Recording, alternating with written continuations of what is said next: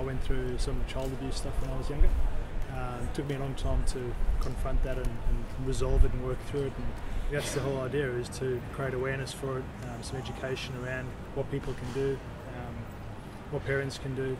And really it's got to start there, because they're the first line of defence against abuse. I think the awareness is the number one thing. A lot of people, I think it's just human nature to think that abuse happens to other people or to other kids and that theirs will be safe. And there's a lot of misinformation about stranger danger and all these things that are obviously an issue, but nowhere near as big an issue as I think people in your own circle of friends or your own family. So that's the type of stuff and the type of information that Project KidSafe is trying to get out there. The statistics are pretty damning, but I think they probably underreport a lot of the reality. So it's kind of scary how prevalent it probably is. We only really know the tip of the iceberg, and I think that in itself is a huge problem. So how deep it goes, who knows? I knew that I'd had some issues around depression, never really full blown, but I hadn't really confronted the reasons why, and I used sport as a way of coping with that. So I'd go and do a hard training session, just sort of try and distract myself from some of the stuff that I had to eventually confront.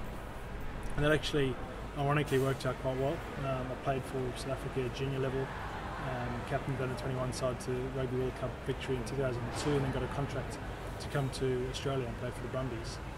So I played for the Brumbies for 8 years and spent 3 seasons with the Wallabies.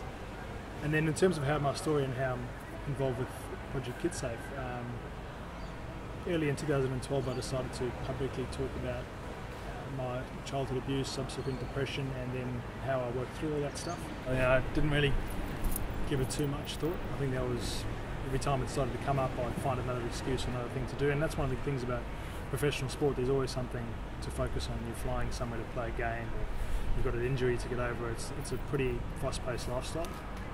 So in a way it was a good sort of coping mechanism, but I didn't really know what was going to happen. I didn't try not to think about it. So when it did all come to a head, which was when I retired, it was difficult, extremely difficult, but really valuable, because at some point I was going to have to do that. And I think having to do it when I finished up with rugby was better than having it continue on for however many years into the future. So really difficult time, but very, very, really valuable. I'm very reluctant to give advice to people. It's such a personal thing, but at the same time I think there's some fundamental things that everyone can tap into, and one is just to acknowledge it and talk about it, whether that's with a professional or a friend or a counsellor.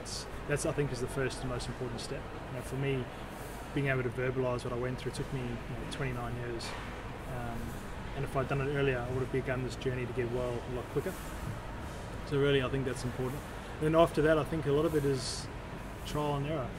There's no blueprint in place that people can follow. It's a case of identifying what are the important things in your life that give you a sense of meaning and purpose, and friends and family, all these types of things, exercise, nutrition, they all play into it.